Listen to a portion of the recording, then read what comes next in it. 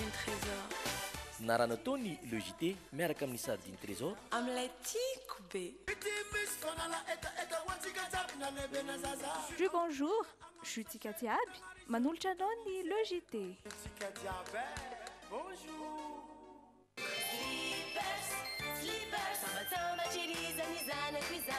Couche slippers, couchate kisaka. Manolotra anao ny le JT. Avitana karazan-tsakafo Spaghetti français. mampirehantsika tsabe Spaghetti français.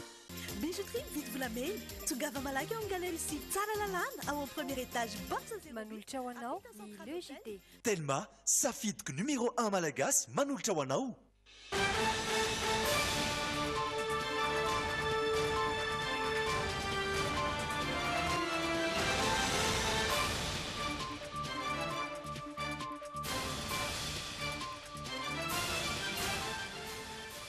Alatsanainy fa folo ny volana Jolay tonga soa atao anatin'ny fotoanan'ny fampahalalam-baovao ialana tsiny ny fahatarana no ny fanatsarana ara-teknika indray atao avy hatrany ary sy ny lohatenitsika.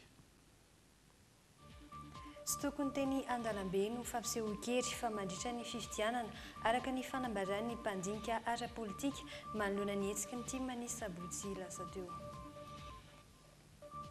Manome fanazavana ny mpitandro ny filaminana manoloana ny asan'izy ireo. Maty tsy tradrano vokatry ny tifitra vararaka nataon'ireo andiana Jola ny ben'ny tanàna Nampefy ny sabotsy lasa teo. Tahaka ny isan-taona dia anio folo Jolay no andro voatondro nanatanterahana ny fitampo 17 totosa soamantsara izany. Ankafaliana ihany koa no iarabananao tonga soa atao anatin'ny le JT asainam-pananjana ianao iaraka aminay hatramin'ny farany. Ao anatin'ny tapany faharoa isika dia hijery ny vaovaon'ny fanatanjahantena ho ianao hafakely ary iaraka amintsika ihany koa tsara fara saingy izao aloha dia ny tenako sy Pierdine Razavindramanana no iaraka nolotra aminao ny actu sy ny à la une.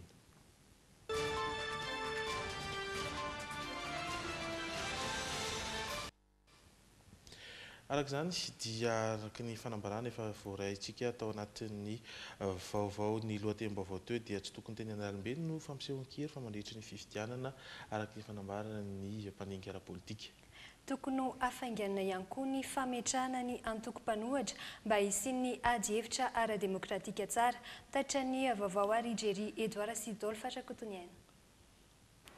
Zon'ny antoko tsirairay ny mankalaza ny tsingeritaona amin'ny fomba izay mahamety azy araka ny fanambarany ity mpandinika ara-politika ity. Hevitry ny mpitondra moa zany dia hoe efa fanaon'ny tima io ka mba nanjo azy dia eo tokoa aloha tokony mba hianatra koa zany ny tima amin'ny fomba fanohitra indreny ary tokony mba hialatsiny tamin'ny nanaovana zavatra taloha fa amin'izao fotoan'izao kosa dia tokony efa afaka manao maneho hevitra daholo na antoko iza na tima io na sy tima mariana eto fa ny tima no be ny tanàna eto Antananarivo ka zohany tsara mihitsy no mampiasa ny tanàna izay nahalany azy ary ny toerana izay iandreketany. Tsy azo natao kosa nefa ny fampiasana ny kianjany mamasina ho an'ny hetsika politika raha toa ka vavaka sy zomba no nokasaina ho atao dia noahina hiovy izany fandaran'izany ka ho niteraka savorovoro.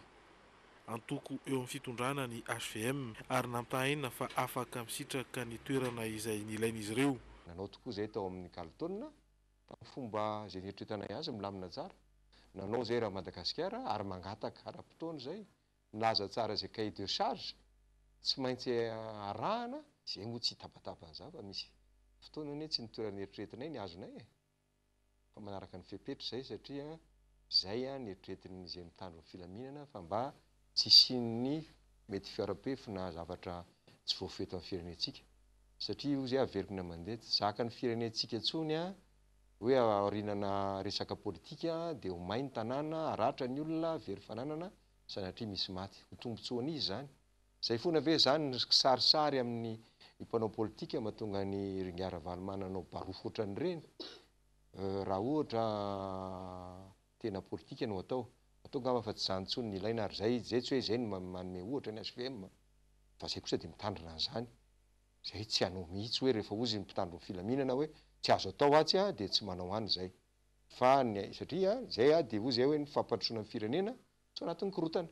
olana tsikaritra ny mpandinika nefa ny tsy fisian'ny lehibe ny mpanohitra izay efa eken'ny lalam-panorenana mihitsy.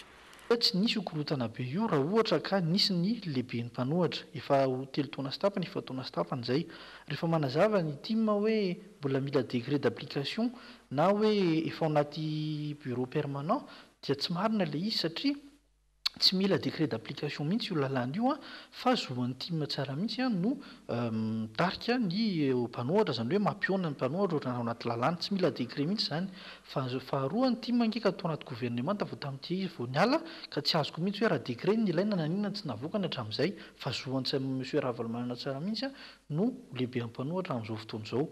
Marina fa ny HCC sy ny natanteraka koa dia tady hitovy hevitra amin'ny team sy ny MMM milaza hoe mbola tsy ampy io lalàna io kanefa ampy io lalàna io ary tsy ny mpitondra fanjakana mihitsy tompoko nandeha moka an'izany décret zany mba ahafahana manohatra azy ary tsy mpitondra fanjakana mihitsy no andeha hanovan'io lalàna io mba ahafahana manohatra azy fa anjara mpanohatra no misorganize na miray tendro dia manendry ny mpitondra ny mpanohatra na monsieur Ajo Andriamanarivelo na monsieur Tim monsieur Ravalomanana io na ny Tamamio na zay 20 no anatin'ny lalàna tonontena ho mpanohatra tsy misy olana mihitsy zany fa hevitry ny HCC ny exécutif ny team marina MMM fotsiny no tsy mahavanina ny io lalàna efa mazava tsara ho an'ny mpanohatra io. Misy toerana ho an'ny mpanohatra mba ahafahany tena miady hevitra ahafahan'ny mpanohitra koa ny afaka manolokevitra fa zao fotsiny ahitsinay hoe reo olonao zany dia mitabataba hoe rehefa tsy raisina ny heviny dia hikorotana izy foana moa ny voatery miraisina ny hevitry Ngaravalomanana na ny hevitry Rakota na ny hevitry Rabe mandinika an'iny fitondram-panjakana satria filoham-pirenena lany mahoaka io etsy efa misy statut efa matoa tsy tafiditra ao le olona dia tsy mahafeno an'le fepetra izy zany ka manina izy raha manenjika mameno an'le fepetra ahafahany mipetraka ao mahazo ny toerana ahafahany maneho ny heviny mampanohatra azy satria hitantsika tsara fa raha vao miresaka an'izay dia mikorotana le olona miady seza le olona miady seza mpanohatra mila fandaminana zany eo amin'ireo olona mpitarika ireo hoe ahoana marina misy moa nefa mihetsiketsika ndao tsika olona ray nitoanana sy ny sisa dia ho te hafana tokoa raha mahavita an'izany fa zany ny tena demokrasia ary mety mampilamina amin'ny firenentsika zany hoe amin'ny alalan'iny ara-dalàna iny ny anehoana ny hevitra tsy fakasitrahana ny hevitry ny olona anankiray fa tsy amin'ny alalan'ny ataony ohatra Marc Ravalomanana anakorotana amin'ny firenena. Tonontena ho mpanohatra ve ny antoko team izy ireo izay nahazo isa be indrindra teto Antananarivo tamin'ny fifidianana be ny tanàna farany. Ary ny hery faharoa eto nge dia mahandro rajoela zany hoe mbola izy roa lafoana zany no matanjaka eto Antananarivo tsy mila midina an-dalambe akory fa tamin'ny fifidianana dia fantatra fa tsy nanana kandida akory na ray ary ny HVM teto Antananarivo fa ny team sy ny mapara no lany ndray lasa be ny tanàna ndray ao anatin'ny conseillers municipaux ka tsy mazava tsara mihitsy fa Antananarivo aloha dia tsy an'ny HVM ka tsy fa tsara mbelatsy zany hoe vao midina an-dalambe vao fantatra hoe ny team nge be ny tanàna. Tsy mbola ampy anefa izany fa mbola mampiseho izany tamin'ny fidinana an-dalambe tsy nanara-dalàna izy ireo. Ngaravalomanana moa dia hatramin'ny verenany dia efa io ny azy io za tsy mahandro ny 2018 za tsy zao dia manaitry ny olona ihany ety ve zany lay maheno azy hoe tsy laso zao fa tsisy miverina ntsony inona ny tena tiany ataony izy ny tena ho taritiny anatin'ilay izy ary izy ve hijanona eo rehefa aveo sady ohatran'ny mahazatra antsika ihany hoe voleny le korotana dia lasa izy mandeha lasa izy mody any an-tranony zany tsy tiany HVM atao zany. Fiandrasana fifidianana ihany koa nefa no tena fampiseho-kery marina indrindra vonona amin'izany avokoa ny antoko tsirairay. Ho avy ny fifidianana zay dia ho zay hoe alao ny fifidianana rehefa ozy ianao hoe zay manana maro an'isa dia aloha ary miandrasa tsara ny fifidianana ny dia zay na mampanao politika ny ataony HVM zao dia miezaka mandresy lahatra dia rehefa tonga ny fifidianana dia anao mafimafy kokoa zay fandreseny-dahatra mba handresenay dia ny vahoaka tompoteny farany amin'izany.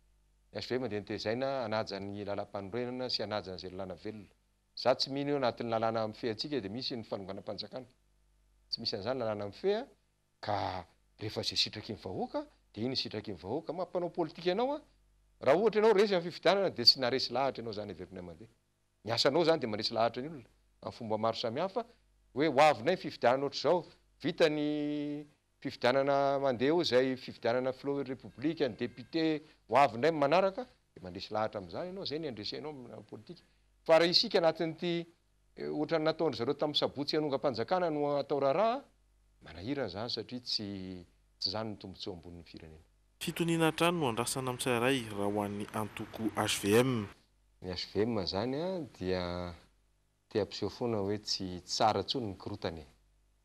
Fandresen-dahatra politika tsy hoentina anatina barofo na korotana satria voaingana loatra ny ainantsika ireny korotana, von'ny olona, very fananana, potika ny tanàna, ny ainana teto. Ary zany dia vokatry ny teny tsy voahevitra ataon'ny mpitarika politika. Izay mamerina indray amin'izao fotoana izao a, mitarika ny olona anatin'izany ataoko hoe tsy teny hoe fahadisoana fa any amin'ny farany a dia fahadisom-panantenana foana no mitranga. Hatreto dia tsy mbola nanambarany toy ny raharaha ny antoko TIM raha ny resaka natao tamin'ny mpitondra tenin'izy ireo. Andrasana raha teo ny valin'ny fampiakarana ny fitorian'ny antoko TIM ny prefektura n'Antananarivo teny amin'ny Conseil d'État. Fa eo amin'izay vaovao izay hatrany dia miantso amin'ny fitoniana ihany koa ny Praiministra sady Ministry ny ady tany saingy entitra amin'ireo izay mikasa hitondra fanakorontanana eto amin'ny firenena. Lohany aloha dia tsy maintsy manameloka amalehiben'ny gouvernemental zay fihetsika rehetra zay manohitohina zay fitoniana zay tsy hahafahantsika miroso amin'izay fampandrosoana sy miady amin'ny fantrana zay na izy na izy ka ny anazy za tsy hamaly ny olona anankiray fa samy mieritreritra atsika fa ny gouvernementa kosa dia tsy maintsy handray ny andraikitra tandrify azy mba hisiny zay filaminana maharitra zay ary tsy maintsy hampiasa zay fomba rehetra mba hitazomana zay stabilité zay zany. Izay no mikasika ny vaovao iny iverenantsika izay fomba fiasan'ny mpitandro filaminana izay rehefa hetsika tahaka ireny fa zao isika dia iseny vetivety anaraka dokam-barotra.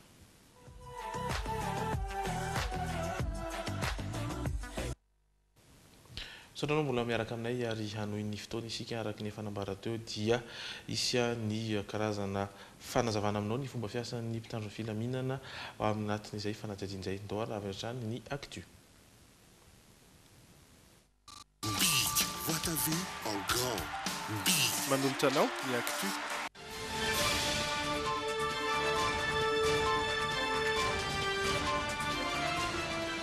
Araka izany dia ny asa atao hoe maintien de l'ordre sy ny fanatanterahana azy no azavaina atao amin'ny fanadihadian'i Jerry Edouard sy Dolphe Rakotoniaina.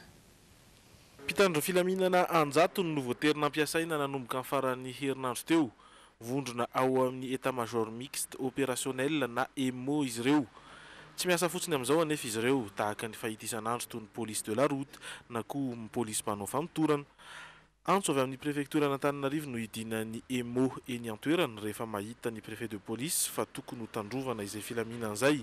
Le manam-pahefana civil moa zany manao an'izay réquisition satria moyen anankiray na fitaovana iray am-pelantanana zany io le mpitandro filaminana io amin'ny faritra didiny. Tsy maintsy mamaly an'izay aloha ny mpitandro filaminana. Izy kosa nefa tsy ny manana ny fahitany azy amin'izay izy amin'ny hoe taktika na le hoe hoentina manatanteraka an'izay zany eo amin'le fahitany ny tranga miseho. Tsy misy tsony zany fifandraisan'izay autorité civile sy le miaramila zay na le police na gendarme amin'ny fanatanterahana zay anjarany amin'izay mahita ny fampiarana an'iny mpitandro filaminana sy ny gestion le ordre public zay resahany eo ary zay ny anarany miankina amin'ny zava-misy eo mety hisy tranga miseho eo zany ny fampiasana ny fitaovana am-pelantanana sy ny fampiasana ny miaramila na ny mpitandro filaminana zay nahetsika. Aorian'ny antso ataon'ny préfet dia ny EMO no manao ny paikady entina mametraka izay fandriam-pahalemana izay na dia fantatra fa tsy ampy ny fitaovana entina mananatanteraka ny asa dia miezaka hatrany ny mpitandro filaminana. Lacrymogène fanapariahana olona ohatra no avaly amin'ny torabato izay mitranga. Matetika dia lazaina fa fitaovana entina mampatahotra vahoaka ny fitaovam-piadiana mahery vaika eny amin'izy ireo toy ny Kalachnikov sy ny sisa. Tsy azo tsinotsiniavana zany mety ivadian'le izy ho lasa rétablissement de l'ordre public tampoka. Amina tranga mety hoe samy tsy misy fifandorana tampoka, misy mitazona baskony amin'ny ankilany ihany tsy voatery le mpanao fihetsiketsehana fa mety mpanary loatra amina zavatra hafa tampoka efa voalazako teo mety misy amin'ny fitaovam-potoana zao mety tsy azo tsika eritreretina mihitsy tsy isina hoe terroriste ohatran'izany anara loatra amina tranga ohatran'ireny dia rétablissement de l'ordre public zany efa dingana anankiray eo ambonimbony ny maintien de l'ordre rehefa tena hoe lasa mikorotana tanteraka zany tsy voafetsony le filaminana dia mivadika rétablissement de l'ordre public na le hoe rope zay indray zany no ataony ny mpitandro ny filaminana satria raha hitantsika tamin'ireny mantsy zany araky ny fanasana moa zany manodididina amin'ny 2 arivo ka hatramin'ny 3 arivo teo le olona dia tsy azontsika hoe amevanina zany no hoe raha hidina any amin'ny 13 mai zany tsy misy lamina tokony hoe ravitra fa tokony napetraka mialoha ve vao hoe raha zany mandalo amin'iny avenue iny hoe sanatria hiteraka perturbation amin'ny fiainana eny amin'ny fanakorontanana amin'ny fiainan'ny olona amin'ny ankapobeny eny dia zay zany ny antony anaparitana n'le olona reny. Milamina vahoaka matetika saingy misy hatrany ireo mpanararoatra ny hetsika hanaovana zavatra hafa. Famelohan'ny idirantsika amin'ny vaovao iray sangampiaramonina dia anatanteraka ny fitokonana araka izany araka ny fanambarana izay voaray izao arivo izao ny eo anivon'ny syndicat ny mpitsara eto Madagasikara na ny SMM izany fitokonana izay hanomboka ny talata izao ary hifarana amin'ny zoma alakamisy fahavalo ambin'ny folo ny volana jolay ho avy izao etona dia efa maneho fialantsiny amin'ny fanelingelenana mety aterika izany amin'ny vahoaka tsirairay sy ny eo anivon'ny fitsarana ny syndicat ny mpitsara malagasy. Toizantsika eo amin'ny trangam-piaramonina maty tsy tradrano vokatry ny tifitra vararaka nataon'ireo andian-jolahy ny rongo fitaovam-piadiana mahery vaika ny ben'ny tanàna nampefy ny sabotsy lasa teo. Vola antapitrisany no lasan'ireo olon-dratsy tamin'izany. Misy olona maromaro ahihina ary anaovana fanotorana momba ity raharaha ity amin'izao fotoana araka ny fampitam-baovao avy amin'ny serasera ny zandarmaria-pirenena izay tafaresaka tamin'ny Sonia Andrenirina Sikasa Ny asabotsy valo jolay lasa teo, tokony ho tamin'ny 9 sasany arivo, no niditra ankeriny tao amin'ny trano ny ben'ny tanàna nampefy ireo jiolahy miisa 9 izay nirongo fitaovam-piadiana mahery vaika. Raha vantany vao tafiditra ireto farany, avy dia nanao tifitra vararaka. Maty tsy tradrano vokatra izany ilay ben'ny tanàna. Araka ny vaovao voaray dia tifitra 4 teo amin'ny ambavafony, ny kibony sy ny tanany ary ny feny no nitarika ny fahafatesany. Efa nikatona ny tsena dia nisy olona lehilahy zany endahy tsy nanao sarotava moa izy ireo zany no tafatsofoka tao tranony teo amin'ny vavahady izy io fa tsy tao amin'le tsena satria efa mikatona le tsena.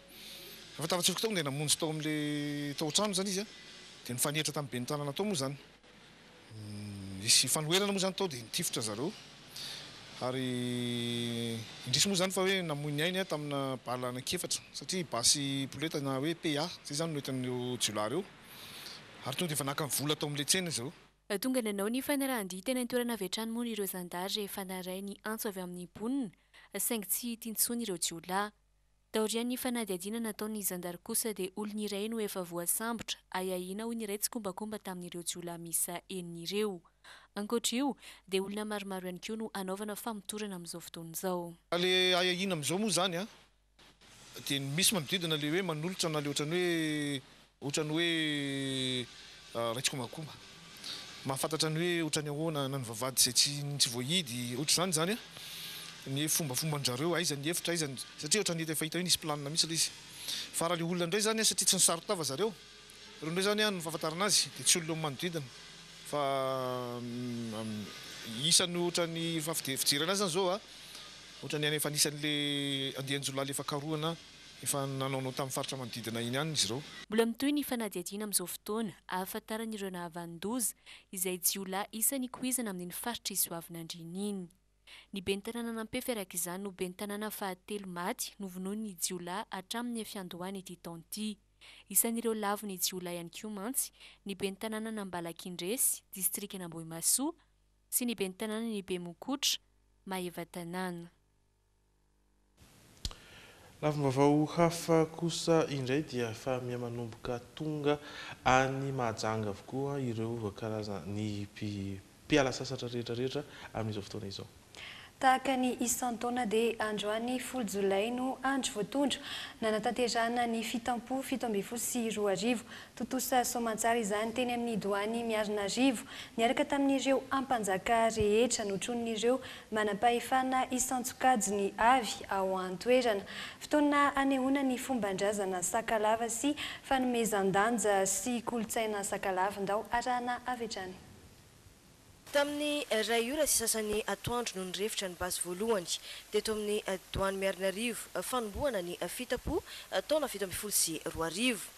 Totosa soamantsara androany 10 volana Jolay ny fampandroana ireo tolam-baly ny ireo ampanjaka Andriamsara Efadamanakasina teto amin'ny doany Tsararano ambony toy ny isa-taona dia manao izany fomba izany ireo taranaka ampanjaka sy ny aty amin'ny foko sakalava ho fanomezam-boninahitra sy fangataham-pitahiana amin'ireo razana nanome voninahitra feno tamin'ny fanotronana izany fomban-drazana izany teto ireo manam-pahefana isa-tsokajiny avy eto an-toerana ary ny avy any lavitra.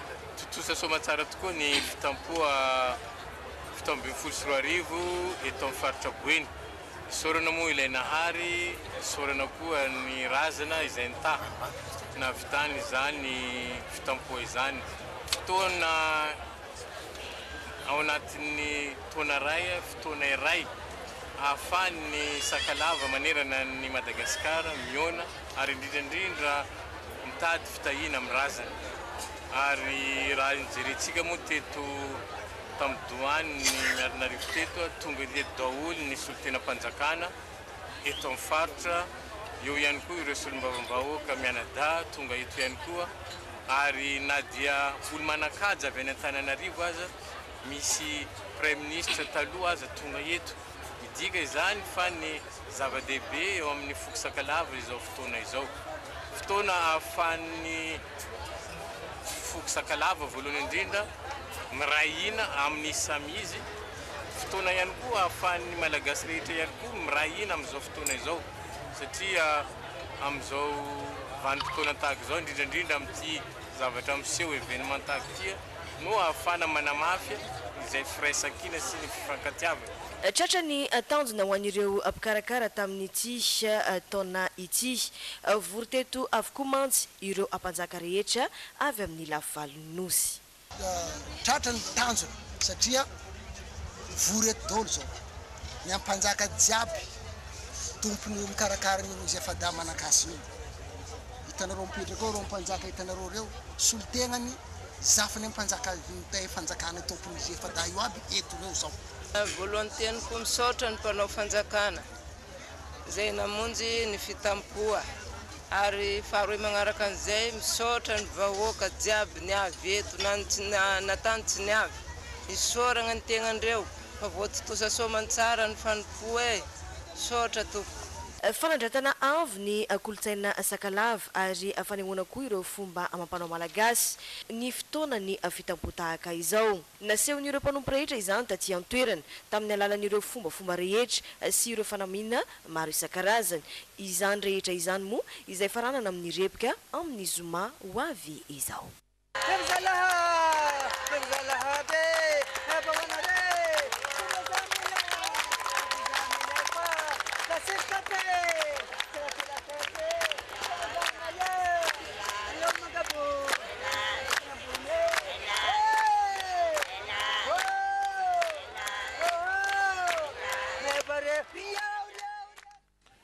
Izany mikasika an'iny fa ho an'ny Tomas Nandray isika.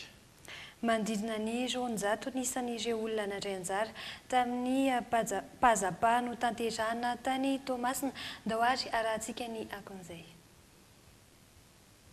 Totosa soamantsara ny asabotsy alahady teo ny fifantenana ireo isolontenan'ny Tomasina ao anatin'ny lalao-pazapa karakarain'ny Dreamina na dia nanorana aza ny andro taty atoerana. Manodidina ny 200 no isan'ireo nandray anjara ary vita ny asabotsy avokoa ny step 1 sy ny step 2 fa ny alahady kosa no niatrika ny step 3 ireo mpifaninana tafakatra ho amin'izany ka niatrika ireo mpitsara fa nytelony indray. Ijosomena makoa ny mpihira avy aty Tomasina ny safidian'ny Dreamina hitsara ireo mpifaninana nanampy ireo mpitsara avy any Antananarivo.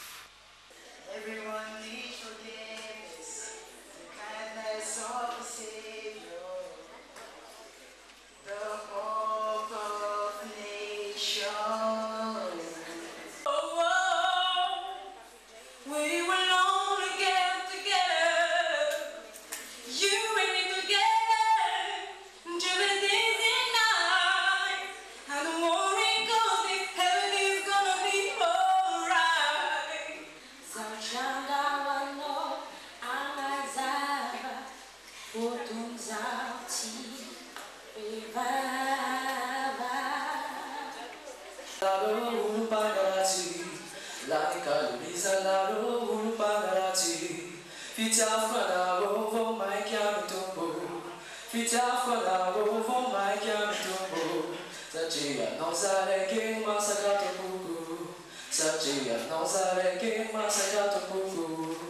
marina fa i tomasina ny faritra melohan'ny faritra farany anaovana ny fifatenana pazapa dia ny any sainte marie izany.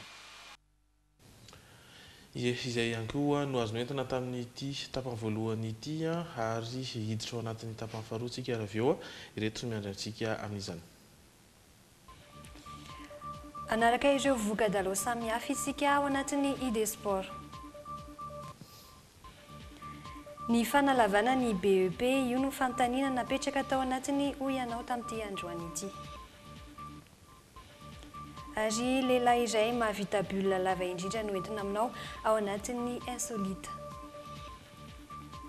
Dia ireny no anasananao ao anatin'izay tapany faharoa izay hatreo ihany koa ny fiarahako taminao tamin'ity hariva ity anaraka publie reportage vitsivitsy isika dia ivernetiany ijerisy tsara fara. Tonga soa ato amin'ny L-Store, toeram-pivarotana ahitana ireo kojakoja isan-karazany mifanaraka amin'ny akanjo fitafy. Manomboka amin'ny fanaingona hoho, ny firavaka isan-karazany toy ny kavina, ny bracelet, ny collier, eo ihany koa ny fehikibo, solomaso, kiraro, indrindra fa ireo poketra izay malaza amin'izao fotoana. Hita eto koa anefa ireo kojakoja sy fitaovana hafa azo atao fanomezana na haingon-trano, arakaraka izay safidin'ny mpanjifa na ihany koa ilay atao hoe personnalisé. Ato amin'ny L-Store zany ahitana collier, ny sac, ny botte, ny karazana accessoire maro azo ampiarahana tsara. Dia hitanao ato daholo koa na ny personnalisation na ny resaka momba ny estetika karazany ohatran'izany. Ny qualité aloha dia amin'ny tsara fa tongava dia ahita betsaka azo isafidiananareo. Isareo vokatra vaovao amidy ato amin'ny L-Store, ampahafantarina manokana amin'ity herinandro ity ny Black Mask. Izy ity dia fanosotra amin'ny tarehy, manala ireo point noir. Indray manosotra dia hita ny fiovana amin'ny tarehy izay miamadio kokoa. Ny vidin-draha teo natao ifanaraka amin'ny fahefa-mividin'ny rehetra. Amin'ity herinandro ity zao dia ny tsara mariana eto fa ny Black Mask dia hita ato aminay ary mbola betsaka dia betsaka izy. Ny Black Mask dia manala ireo point noir dia ireo mony izay sarotra esorina, manala ny volo-tarehy koa izy mampalandina tsara ny tarehy dia efehany 100%. Tongava fa ity le Black Mask dia afaka jifainareo eto amin'ny L-Store. Eto Antaninandro, lalana miakatra ho any Ambondrina, alokelin'ny Jovenano ahitana ny magazay L-Store. Ho an'ireo any amin'ny faritra dia azon'izy ireo atao tsara ihany koa ny mamandrika ny entana tiana hovidiana. Amin'ity herinandro ity koa izay sy amin'ity vacances ity dia manao promotion na selfie amin'ny vidiny 10 000 ariary sy 15 000 ariary. Entoko perse. Afaka manantona ny botika mijery anazy fa dia afaka manao livraison koa izay amin'ny province na ny eto an-toerana ny amin'ny ville koa mety foana. Dia afaka mikomandy amin'ny Facebook koa na email. Ny Facebooknay dia L-Store cadeau perso na ny email faroxa91@gmail.com. No tanterahina ny farany herinandro teo ny fanolorana ireo nahazo loka tamin'ny lalao Jeu Bonjour. Ny batany amboara azony avokoa izy telo menada izay nahazo ny moto, ny TV écran plat ary ny mixeur. Ho an'Andrianjanaka Mahafaly Jean de Dieu, ilay nahazo ny moto avy any Ambositra, tampoka ho azy ny fandresena, efa mpandray anjara amin'ny lalao kosa nefa izy. Voalohany indrindra aloha dia nampiasa ny Jeu Bonjour. Dia avy teo nanangana ny fonosana dia nandeha fasta taty. Dia manentana ny olona tsirairay hampiasa ny Jeu Bonjour fa tsara izy raha nampitahainay tamin'ny karazany podrana jeu hafa. Namafisy ny mpikarakara nandritry ny fanolorana ny loka fa mbola hitoy ny lalao iarahana amin'izy ireo. eto izay mpikarakara dia mankasitraka ihany koa ireo nandray anjara nefa tsy nahazo mbola tsy tara ihany koa fa mbola misy ny fisarihana vaovao dia manentana antsika rehetra ny tokantrano any izay efa nilalao ary mampirisika izay mbola tsy nandray anjara ihany koa fa madio dia madio tokoa ny lalao antsika ary mbola mitohy hatrany ny fisarihana. Marina fa misy karazany maro ny jus bonjour azo jifaina ny mpivarotra mahazatra amin'ny vidiny 300 ariary ny fonosana.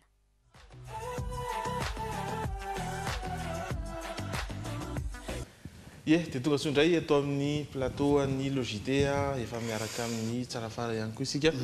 Miaravanao Tsarafara tonga soa indray. Miaraba Jiri, miaraba antsika rehetra izay tokantrano to. Salama tompoko. Anaraka ny miteniteny foana ary tsika zao.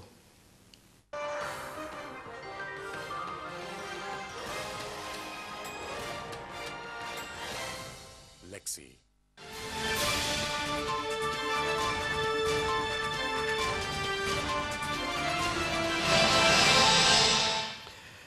Ndresahana atao anatin'ny activité Jiri Edouard mikasika ny fanompombea izay atao any tsara rano ambony any Mahajanga amin'izao fotoana izao.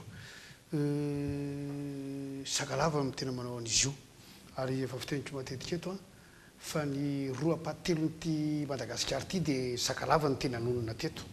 Fa noho ny sakalava le manana an'le toetra le hoe pasifika tsy tia adiady tsy tia gidragidra zay dia atosiky ny foko maro samihafa dia mialaala sisineny izy nanomboka hatrany amin'iny isalo rehetrarehetra iny sakalava daholo mipetraka tany dia tsy tia gidragidra moa ny sakalava dia miataka izy tsy izay no resantsika fa mikasika an'ity fanompombe ity. Le fanompombe koa zany tsy dia haiko loatra le izy satria tsy ao anatiny fa ny fantatro fotsiny isaky ny tonga any Mahajanga dia misy olona miteny amin'ny foana ohatrao nareo le ao amin'ny télé ao mba resao ao za inge tena sakalava zay inge tokony hitarika an'io fanompombe io zay tokony hikarakaran'ireo masina efatra zao fa tsy ry zalary io mihitsiny za tsy mahafantatra hoe iza le zalary io ary zay mahatonga atsika tsy milamina zay mahatonga ika tsy sahirana satria tesitra ireo masina ireo dikan'izany tiako teneny hoe misy olana ihany zany ao anatin'io fanompombe io tahaka ny zavatra rehetra tokony tsy agaga zany tahaka ny fiangonana faninana tarika hoe izay no tena izy fa ny olana anankiray ao anatin'le fanompombe azafady tsy ao anatiny fa iveran'le fanompombe dia zao vory olona marobe ao Mahajanga rehefa ohatr'izao dia zao tonga mitady vola manodidina ny douane io izy lavidavitra kely tonga mpanao bizina varotra toka ry zareo dia tonga koa ny vehivavy vocal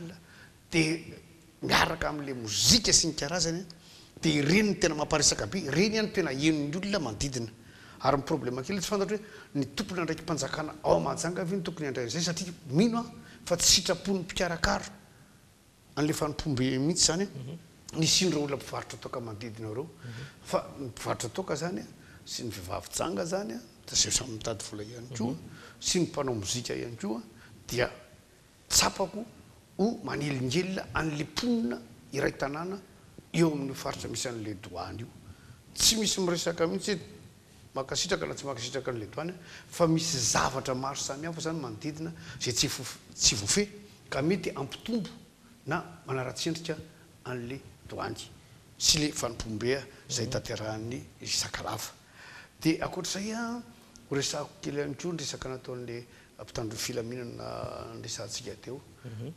jamikina avy hatrany fa ny zavatra efa marika aloha zany zao raha mandeha no amin'ny lalam-pirenena eto Madagasikara efa tao anatin'ny ray volana zay hatramin'ny solon'ny ministra dia zao tsisy gendarme ntsony zany misava-papie eny an-dalana miena dia miena nisan'ny gendarme misava-papie polisy misy ihany fa ny gendarme manontany tena hoe nahazo baiko ve ady amin'ny risoriso ve ady amin'ny kolokolo ve fa tsy misava-tsony gendarme mahatonga zay misava ny gendarme amin'izao fotoana zao dia manome toromarika izy mandeha namora miaraha amin'ny andro hariva aza mandeha rera sy ny kara sy ny rotran'izany ary hita mihitsy ny hoe mampitombo ny fankatiavana sy ny fifandraisana eo amin'le mpamily fiarakodia sy le gendarme le izy ny papier ve efa voasava dia nomeloha any am-piangana ho an'le taxi brosy fa dia zay zany no zavatra misy dia reny soferana taxi brosy ireny ihany koa no manome sosikevitra raha mikasika ny national lasety zao zay tena be mpanafika be mihitsy ary afatesan'olona foana dia manome sosikevitra ny chauffeur hoe maninona moa raha ohatra ka misy fiara anankiray asaina mandeha irery atao jony zany amin'ny alina asaina mandeha irery io fiara io a dia gendarme daholo ny atao ao anatiny eo a dia ho tratra eo a zay mpanintaka in-dalana magaga fa tsy tanteram-pitandro filaminana zay a inona ny antony satria zay foana ny zavatra mitranga ary amin'izao fotoana zao satria manomboka vakansa ny andro dia betsaka mpivezivezy a dia fa tamin'ny herinandro tsika naino an'izany zao tsy fantatry ny teto amin'ny GTV nahita fa any be rivotra sankisankany a dia fa manakana fotsiny ry zalako amin'ny national 4 hatramin'izay a mamparatsy ny national 4 dia eo an-drano feno manerinerina manapa-tonga ty akazo be sy aty Antananarivo aty fa any milamina fa amin'izao fotoana zao tandremo fa efa tonga misy manakan-dalana ihany koa any be rivotra sankisainky ambadika Mahavatanana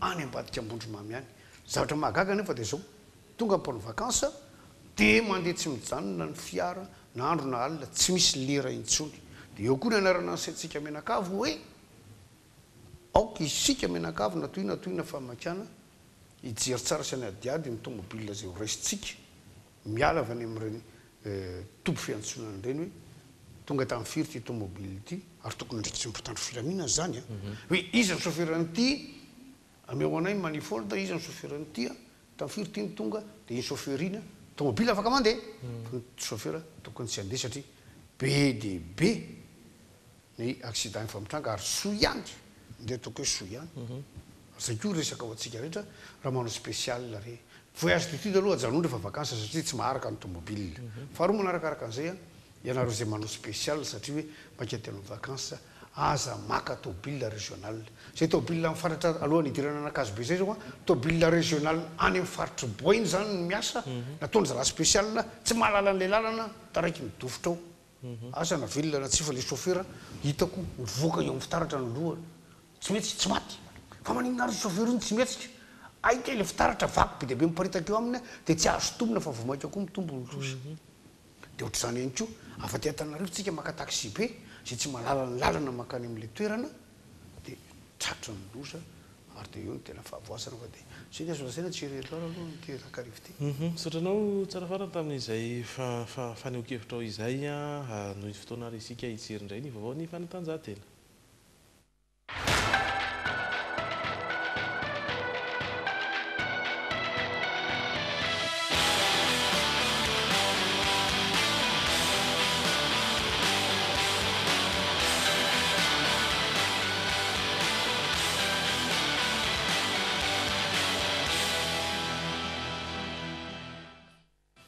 isongadina atao anatin'ny ID Sport anio ny vokatry ny dingana fahatelo an'ny fiadina izay ho tompon-dakan'ny Madagasikara taranja slalom izay natao teny Bevalala sy ireo tafita ho amin'ny lalao manasadalana ho amin'ny fiadina izay ho tompon-dakan'ny Analamanga eo amin'ny taranja volleyball ary ny fankalazan'ny club des H ny fahadimy taona izay nijoroany ho an'ny taranja Kitsipy Kanety be iarahanao amin'ny Andry Lalaina Andriamasy sy Stéphane Rakotomalala izany.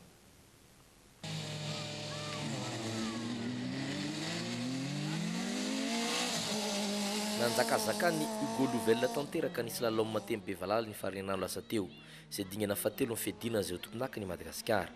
Hugo Louvel sy ny Citroën C2 no nahavita fepitona tsara indrindra satria 3 minitra sy 7 segondra sy 4 ampahazatony nitambatra ny fepitonany ho an'ireo pista roa ny Sabolahady ka 2 minitra sy 4 segondra sy 4 ampahazatony teo amin'ny pista A ary 1 minitra sy 3 segondra sy 7 ampahazatony ho an'ny pista B.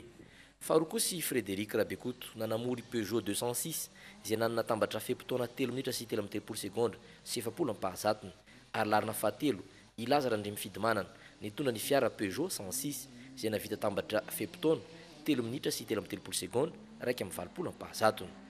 Navelombolony nahita ny zava-bitandreo mpanamory tanora toa ny Fanira Somaromaka nanamory Citroën C2 izay nanana fepitona tsara ny sabotsy saingy nonolana kely teo amin'ny fiara dia lasa lara fahenina izy teo amin'ny filarina ankapobeny.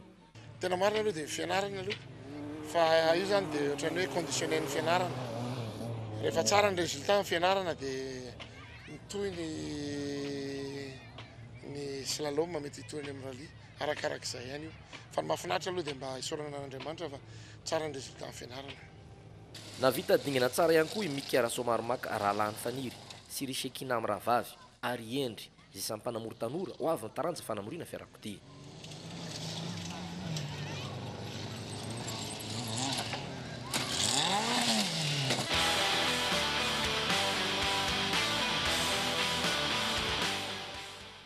mpanazatra efa manana niveau 1 misy 10 mianada raiky amby roapolo lahy sy efapavy no navita ny fifanina ho an'ny mpanazatra na taranja basketball niveau 2 ny telo ka hatramin'ny 9 jolay lasa teo. Fifanina izay niarahana tamin'ilay manam-pahaizan'ny FIBA Afrique ilay Tunisiane Habib Cherif ary nampinta les techniques nationales Angelo Razafervoun. Ce niveau 2, il est l'avant-dernier degré, si on peut dire, ou bien l'avant-dernier niveau, avant le troisième, que nous donnons aux entraîneurs qui peuvent par la suite entraîner même les équipes nationales surtout des jeunes, entraîner les équipes seniors nationales, etc. Donc c'est la formation de base, c'est la formation pour l'entraîneur confirmé. Saika avy eto Analamanga avokoa ny 12 tamin'ireo mpanazatra ireo raha avy any amin'ny faritra maro hafa kosa ny 12 ambiny toa ny Boeny, Matsiatra Ambony, Analanjirofo, Antsinanana, Aloatra Mangoro, Atsimo Andrefana ary Atsimo Antsinanana. Niara-dalina teny ny fifanana antsoratra sy fampiarana ary nofaranana tamin'ny fanadinana izany. Mandra-piandry ny valin'ny fanadinana ka ahafantana ireo hahazo niveau 2 dia nomena maro mpandraisana anjara ireo mpiofana rehetra nandritry ny lanonam-pamarana ny fifanana ny sabotsy hariva lasa teo.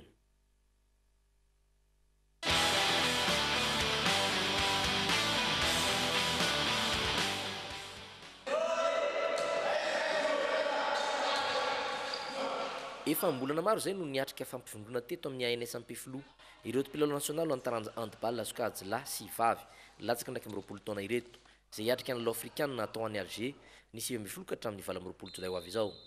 Natomboka tamin'ny tanjaka izany ary nitohizana tamin'ny tekniky. Tapabolona melony ny lalao dia manatsara ny tekniky antsika sisa ireo mpanazatra nasionaly. Ny amboarina moa zany zao mbola manana 10 andro no manana. Eo amin'ny lafiny préparation physique sy les détails techniques zany mbola mitampina surtout hoe ny adversaire antsika tena ngeda tokoa par rapport amintsika malagasy lafa kely dia ny rapidité antsika mampitomboana eo koa zany les détails nentim-balle mampiavaka ny malagasy hoe ny contre-attaque ny phase de jeu antsika raha ny fahitana ireo mpilalao aloha dia manana halavana izy ireo saingy olana trano ny abeny vatana ho antsika. Efa ireo mpilalao 7 mirahalahy sisa no miatrika ty fampivondrona ty ho an'ny lehilahy raha mbola mihoatra kely kosa ny azokajy vehivavy.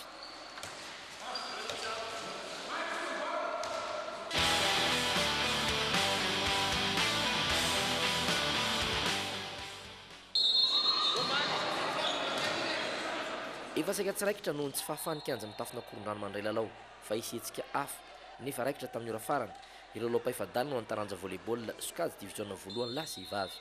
Efa ny zoma hariva vao fantatra fa ho raikitra ihany ireo lalao ireo ny sabotsy. Na zany aza dia nizotra tsara avokoa ireo lalao-pahefadalana. Teo amin'ny sokajy lehilahy dia samy tamin'ny seta telo noatra avokoa nanlia ny GNVB sy COSFA RMVB any MVBC sy RVB ary VBCD ekipa faharoa. Tamin'ny seta telo no ray kosa no nandavony VBCD any GS Ambatonlito zay rahantsika tsara. Ekipa telo ihany koa no navita nandavo ny fanandrana tamin'ny seta telo noatra ho an'ny sokajy vehivavy dia ny VBCD nanoloana ny Asie ekipa faharoa, ny AMVB niatrika ny VBCD faharoa ary ny GMVB nandavo ny Afambo Manoro. Seta telo ray no nanlia ny Bizas any Asie ekipa voalohany. Toy izao zany fandaharam-potoana ny lalao manasadalana natao ny 13 aogositra ho avy izao. Ho an'ny sokajy lehilahy GNVB ifandona amin'ny AS Foire ary ny COSFA ifananda amin'ny VBCD. Ho an'ny sokajy vehivavy indray dia ny VBCD ifampikatroka amin'ny Bizas ary ny GMVB iona amin'ny AMVB.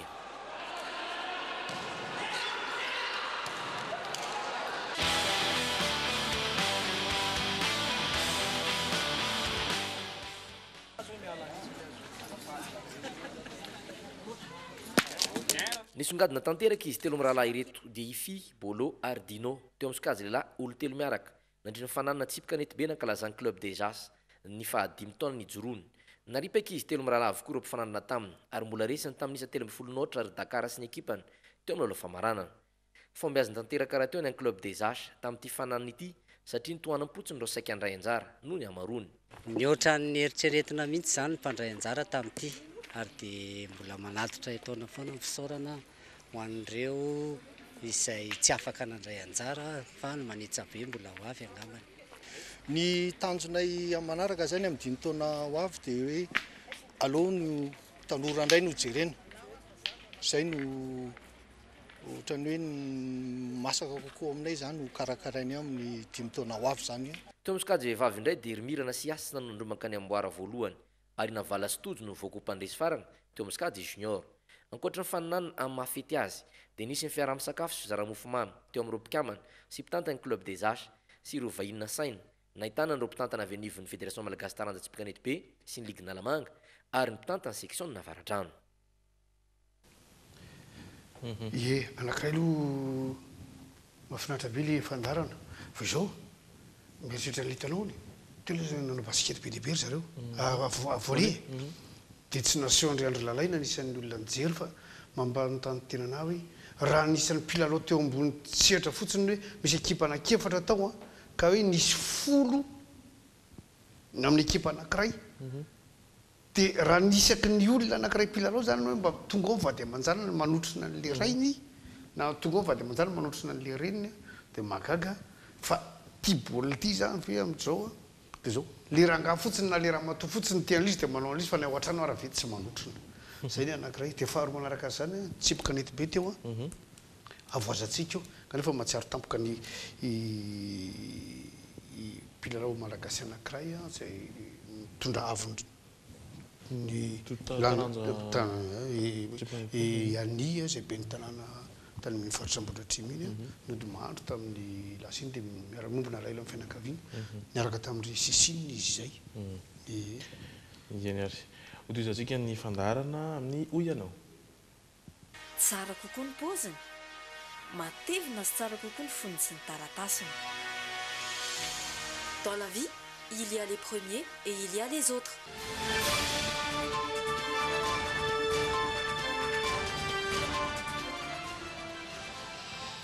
Ny fanalavana ny hoe BEP io no fantanina napetraka tamin'ny ireo mpanaraka ny vaovao sy ny sendra ny micro ny logité tamin'ny ity androany ity manahoana fahitanareo izay andao ara hojerena sary. Raha fahafantaranao azy na fanalavana ny BEP? BEP le amin'ny technique le zao. Brevet d'études tena tsy haiko professionnel. BEP ay resaka momba ny teknika zany. Brevet d'études professionnelles. Brevet lehibe. Tena le fanalavana le E sy le P. Tsy haiko. Ie. Tsy fantako zany. Tsy fantatra. Dia tsy fantatra. Brevet d'études raha BPC zao mety fantatra fa BP tsy fantatra. Brevet d'études professionnelles ohatrany hoe sorina bac-ny gestion le izy alohan'ny bac, examen alohan'ny bac. Zay ihany angamba ny haiko. Tena tsy haiko. Safoty.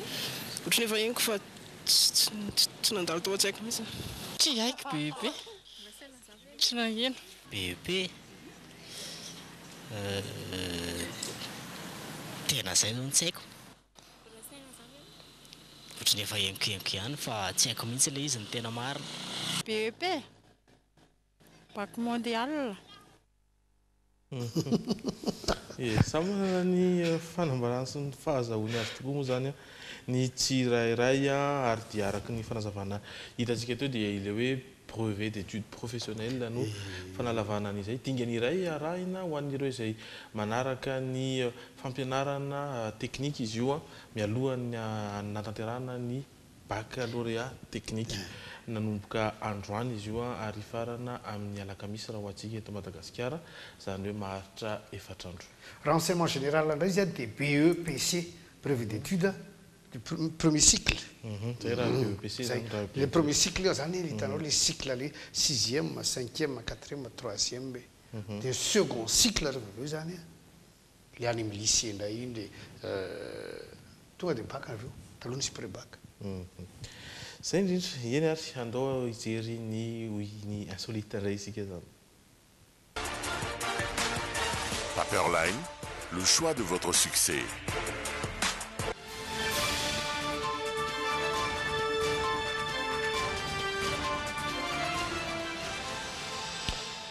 Raha tia kilalao ianao indrindra kilalao amin'ireo bulle na ballon izay atao amin'ny ranon-tsavony na akora hafa ihany koa dia ity lehilahy ity dia mahavita manao efapolo be izao mitambatambatra manao toy vakana mihitsy izany bulle izany.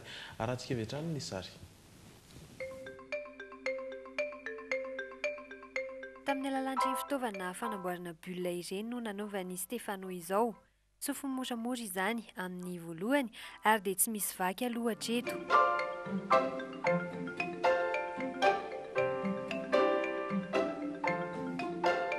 Amam-bolana maromaro no nanaovan'i Stefano fanazarana. Ilaina fitandremana izany mba tsy ho vaky. Ataony bulle kelikely aloha ny eny amin'ny lohany dia avy eo mengeza izany.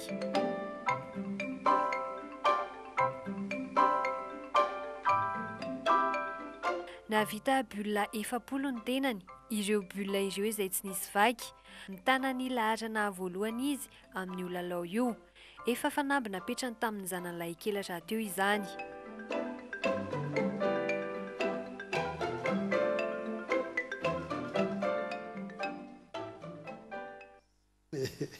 Eto-jerena ho toy ny hoe fialamboly-tsotra kanefa dia mila fahamaninana tsara sy traikefa ihany koa. Eny ary mandeha ny fotoanantsika tsara fara ary marana izany isika hijery ny faminafinana ny toetrany andro.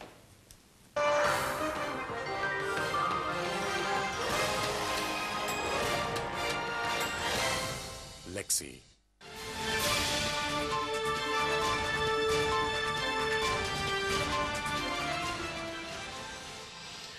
Amin'ny ankapobeny dia hibalika ny masoandro eto amintsika kanefa na dia mibalika zany dia tsy karitra avy hatrany zao fa raha ny Antsirabe dia hatratra 2 degré ny maripana ambany indrindra hidina dia ambany izany ary hiakatra 20 degré izany amin'ny tatao vovonana iny any Mahajanga nefa dia hiakatra 30 degré izany maripana vinavina izany ary amdidina ny 20 degré ny maripana ambany indrindra ho an'ny Toamasina Antananarivo Antsirabe ary Mahajanga zany dia hibalika aloha ny masoandro. Any Tsiranana kosa dia isy ny fandimbiasana izany amin'ny rahona antoarika izany ihany koa ny any Fianaratsoa sy Toliary. Ny masoandro dia hiposaka amin'ny 9 ora mahery 14 minitra ary ilendrika kosa amin'ny 10 ora mahery 17 minitra. Jereo fa mitovitovy ihany Antsirabe sy Fianaratsoa. Zio 2 degré ny any Fianaratsoa ary samy 20 degré ny any farany. Manaova mafana reo olona fozary makirana sy tantely koa. Zay fiteny dokotera amin'izao fotoana izao. Na ho an'ny zazakely aza dia tsy manino rangaty. Tsara zany mamarana fotoantsika tsara. Mamarana fotoana misaotra anareo niaraka taminay tompoko ary dia rio misy fandarana be dia be atolotra anareo eto amin'ny Trimina. Aza misaraka aminay. Misaotra anareo ary rapitso indray fotoanantsika eto amin'ny logité hatrany veloma tompoko. Mandra-peo anareo.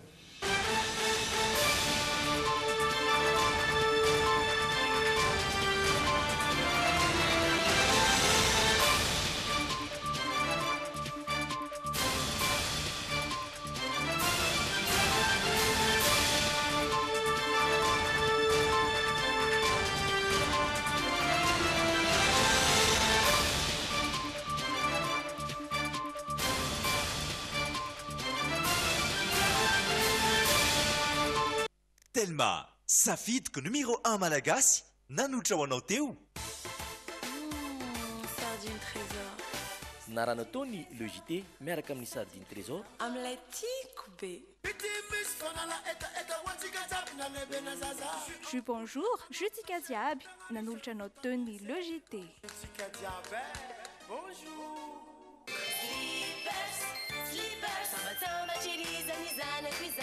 Couche slippers, couche atkisako. Manolotra anao ny le JT. Avitana karazan-tsakafo. Spaghetti français. Mampirehantsika tsabe. Spaghetti français. Bijouterie vite volamena, tongava malaky ao amin'ny galerie sy tsara lalàna ao amin'ny premier étage. Manolotra ho anao ny le JT.